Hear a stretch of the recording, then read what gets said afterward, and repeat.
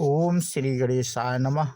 मित्रों, आज इस वीडियो के माध्यम से हम बात करेंगे विश्वामित्र जी का वशिष्ठ जी से श्री राम को उपदेश करने के लिए अनुरोध करना और वशिष्ठ जी का उसे स्वीकार कर लेना।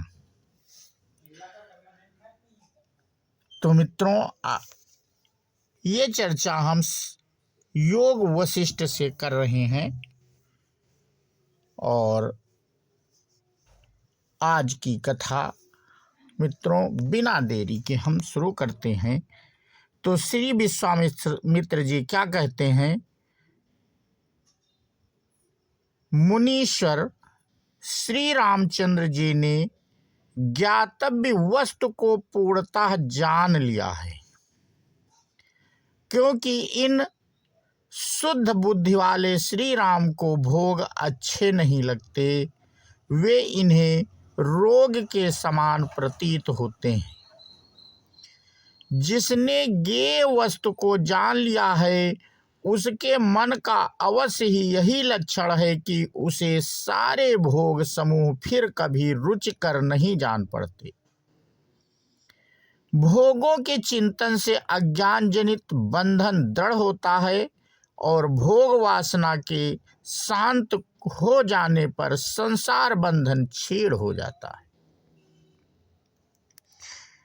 श्री राम जी, विद्वान लोग भोग वासना के क्षय को ही मोक्ष कहते हैं और विषयों में होने वाली सुदृढ़ वासना को ही बंधन बताते हैं। जिसकी दृष्टि राग आदि दोषों से रहित है, वही तत्वज्ञ है।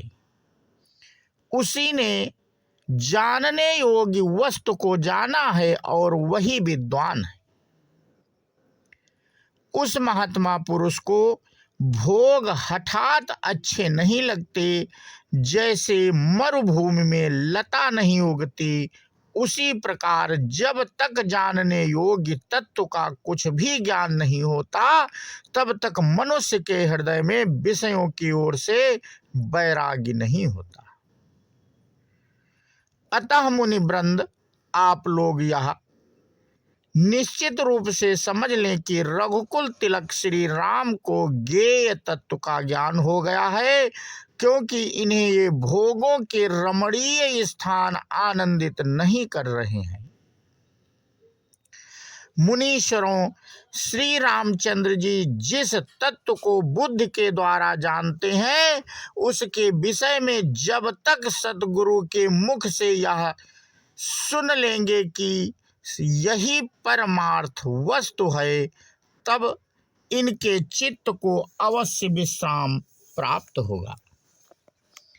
जैसे सतकाल की शोभा मेघ रहित निर्मल आकाश मात्र की अपेक्षा रखती है, उसी तरह श्री रामचंद्र जी की बुद्धि को केवल अद्वितीय सच्चिदानंदन परमात्मा के तत्व में विश्राम की अपेक्षा है।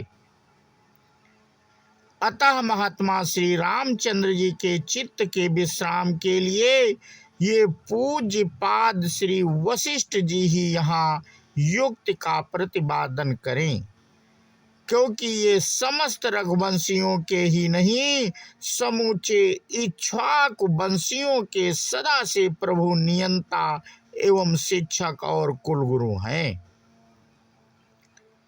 इसके सिवा ये सर्वत्र सर्वसाक्षी तथा तीनों कालों में मोह आदि से रहित निर्मल दृष्टि वाले हैं।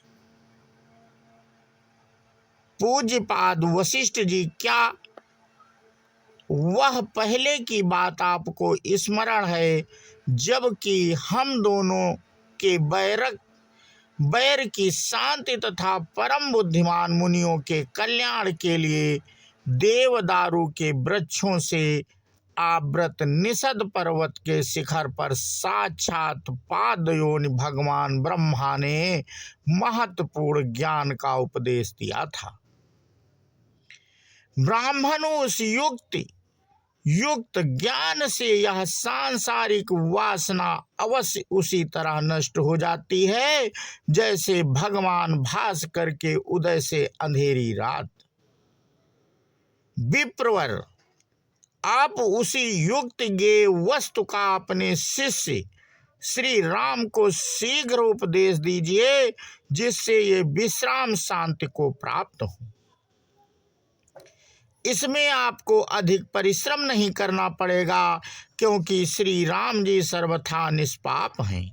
अतः जैसे निर्मल दर्पण में बिना यत्र के ही मुंह का प्रतिबिंब दिखाई देने लगता है, उसी प्रकार श्री रामचंद्र जी को अनायास ही ज्ञेय वस्तु का बोध एवं विश्राम प्राप्त हो जाएगा। महात्मन, वही ज्ञान, वही शास्त्रार्थ और वही पंडित सार्थक एवं प्रशंसित है जिसका वैराग्य युक्त उत्तम शिष्य के लिए उपदेश दिया जाता है। जिसमें वैराग्य नहीं है तथा जो शिष्य भाव से रहित है, उसे जो कुछ भी उपदेश दिया जाता है वह कुत्ते के चमड़े से बने हुए कुप्पे में रखे हुए गाय के दूध की भांति अपवित्रता को प्राप्त हो जाता है। जहाँ आप जैसे वीतराग, निर्भय, क्रोध शून्य, अभिमान रहित तथा निष्पाप महापुरुष तत्व ज्ञान का उपदेश देते हैं, वहाँ तत्काल बुद्धि को विश्राम प्राप्त हो जाता है।